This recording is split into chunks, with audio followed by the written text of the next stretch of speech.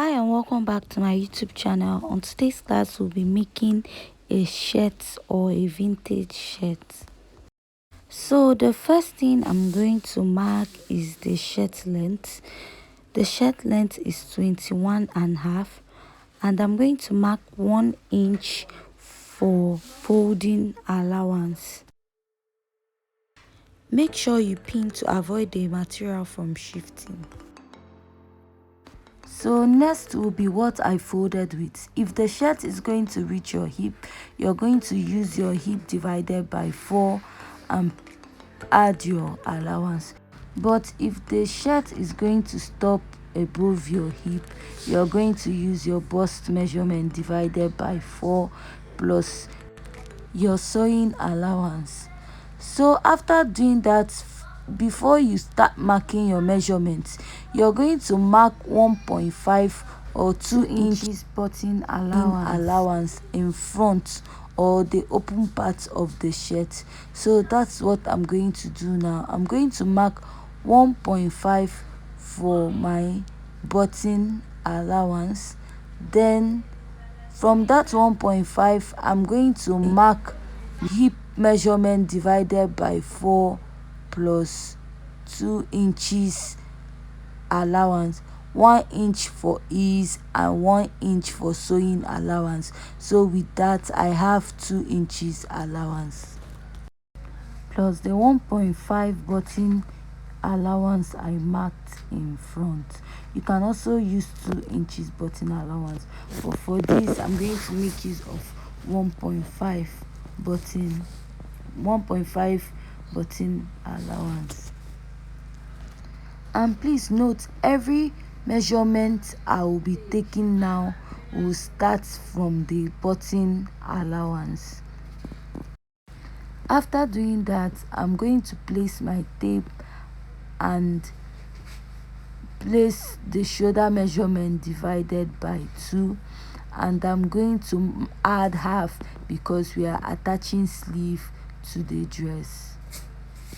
After marking my shoulder, I'm going to go ahead and mark 1.5 down at my shoulder line and then connect it to the tip.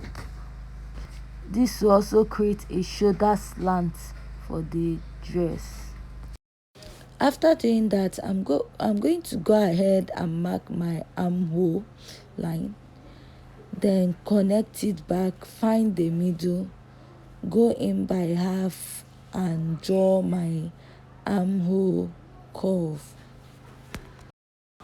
After marking my armhole curve, I'm going to place my tape and mark my vertical measurements.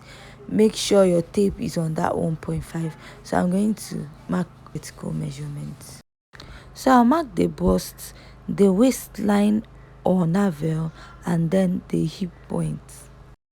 After doing that, I'm going to insert all the vertical measurements circumference. Like I said, all measurements starts after the 1.5 button allowance.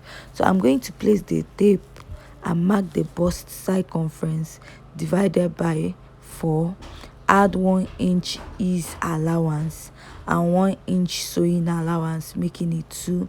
I'll do that at the waistline. Mark the waistline circumference divided by 4 plus 1 inch ease allowance, 1 inch sewing allowance. And I'm also going to do that at the hip also. The hip circumference divided by 4 plus 1 inch ease allowance and 1 inch sewing allowance. After doing that, I'm going to connect my lines, then take my scissors and cut out what I have. Before cutting everything, I forgot one step. At the down part of the shirt, if you don't want it to be a straight shirt, you can just go up by 1.5 or 1 inch and connect and give it a curve down there. Then after doing that, I'm just going to cut through my shirt.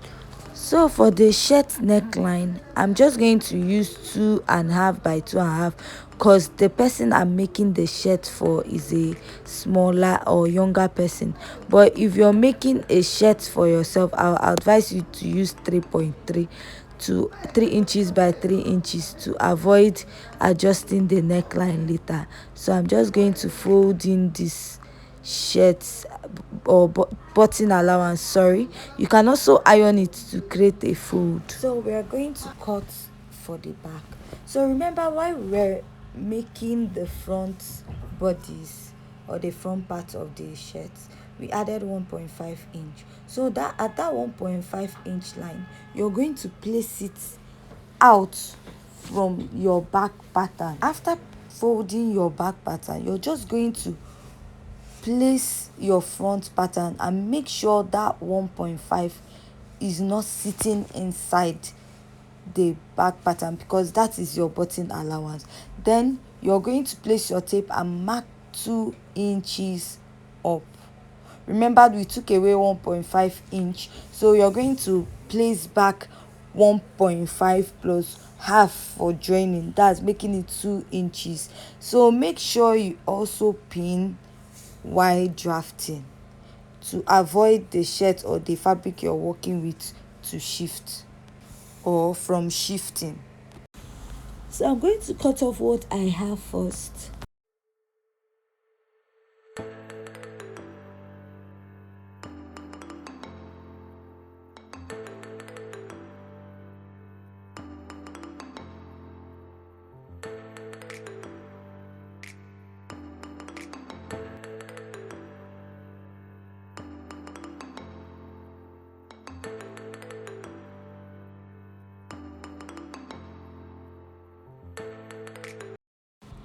After tracing or cutting out my shirts, the next step I'm going to do is that 2 inches I marked on top, I'm just going to fold it to meet the other shoulder. Then from there, I'm just going to cut out or cut off. So if you don't also want to do this, you can as well just mark 2.5 inch by 1 inch. But I'm just going to fold it in to meet that shoulder, and I'm going to use my scissors to cut through. Hi and welcome to my YouTube channel. If you find this video interesting and educative, please support this channel by hitting on the subscribe button, and don't forget to give this video a thumbs up. If you're a returning subscriber, thank you for always viewing my channel. If you're new to this channel, please subscribe to support this channel. So with this, we are done cutting the shirt. So I'm going to open what we have cut so far.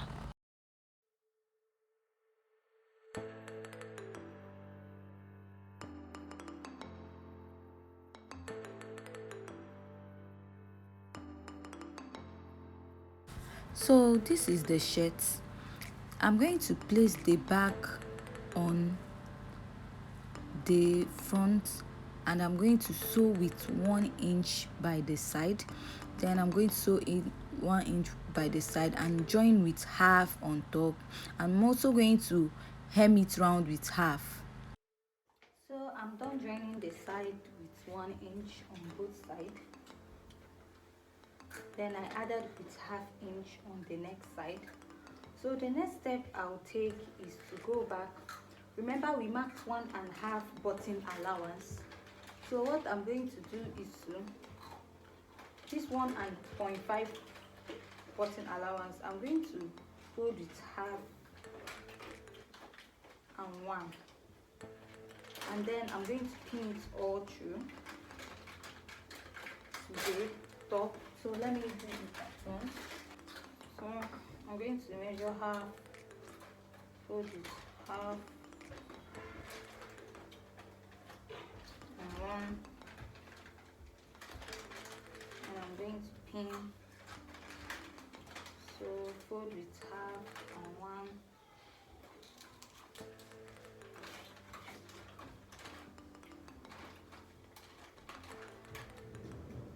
and pin.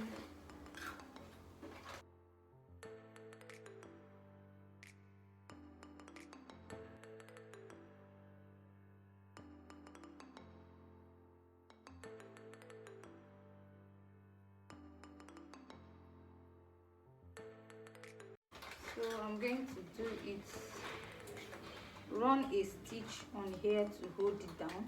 After doing it, I'm going to also do for this side, and then go back and fold the hem it with half and half throughout, and then bring out and show you. So I'm done sewing it. So I've sewed down the button allowance. I also did for the other side, I stitched it down too. So this is what I have. Then I hemmed it with half and half at the down part. So the next thing I'll do now is to insert my sleeve for the shirt. I'll also go down and go and cut the shirt sleeve.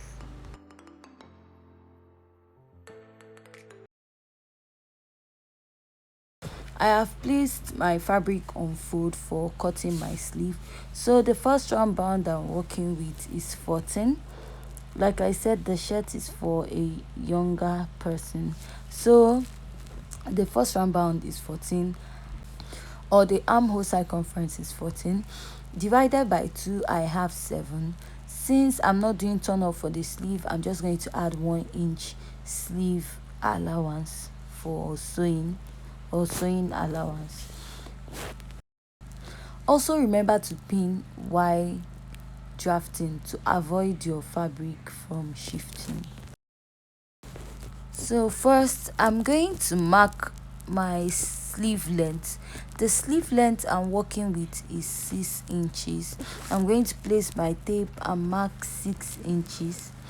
After marking that 6 inches, I'm going to mark 1 inch for folding or turn up allowance. Normally I use 2. 2 is better most times, but I'm just going to use 1. After marking that 1 inch, I'm going to go down and mark half. I was supposed to mark that half before the 6 inches. So the half is supposed to be at the top. So this half is meant for joining the sleeve to the dress. After doing that, the next thing I'll place is my second round bound, or my sleeve biceps, and also mark the sleeve cap. So from there, I'm just going to connect what I have from the tip of the fabric, from the closed part of the fabric to the sleeve cap, and then join it back to my second round band. Then I'm just going to pin very well and then use my scissors to cut out what I have. I'm also going to place this pattern, this sleeve I drafted, on another fabric and cut out the second sleeve. So I'll notch also the center of the sleeve. Then I'll go over to the sewing machine and I'm going to attach my sleeve to my shirt. So I'm done attaching the sleeve to the dress. So this is what I have. Then I also cut out my shirt collar of the camera. So if you don't know how to cut a shirt collar, I have a video. I'm also going to drop the link at my description box on how to cut a shirt collar. This is actually a single shirt collar, and I also cut my collar stay to infuse to the shirt collar to give it thickness at the shirt, to give the shirt collar thickness, and also to make it stand. I've sewed the shirt collar and I've also infused a collar stay to it.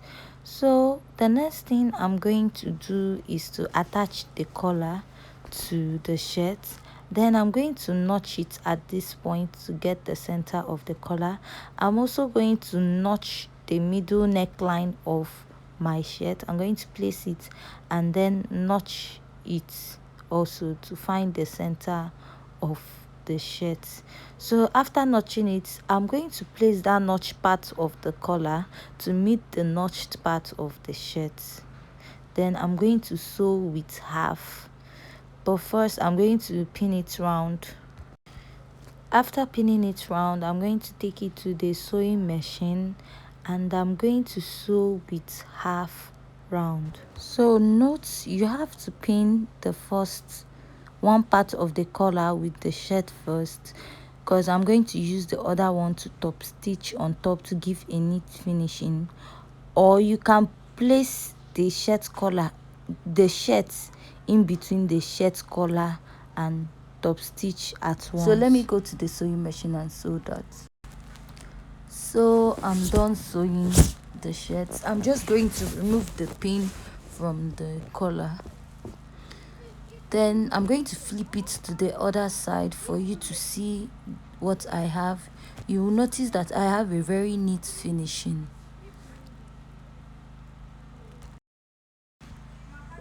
Next is to flip to the other side of the shirt. I'm going to top stitch with half. I'm going to fold it in and then top stitch with half throughout. This will give it also a neat finishing. Then I'll sew on it closely to the end. You can as well pin to make it easier for you. After pinning, I'm going to take it to the sewing machine and I will sew on it. I'm done sewing. This is what I have. I'm just going to unpin it. So I'm done unpinning. This is the shirt. This is what it looks like. This is the final result. So you can just go and press it, iron it. Sorry, I wasn't ironing while sewing. I had no light. So I'm just going to give it a good press. So this is the final result. This is what the shirt looks like. Then you can go ahead and create your buttonhole and insert your button. Please, if you find this video interesting and educative, please support me by hitting on the subscribe button, and don't forget to turn off the notification buttons to get new updates from my channel, and also drop your comments at the comment section. And thank you for watching and subscribing to my channel. Thank you.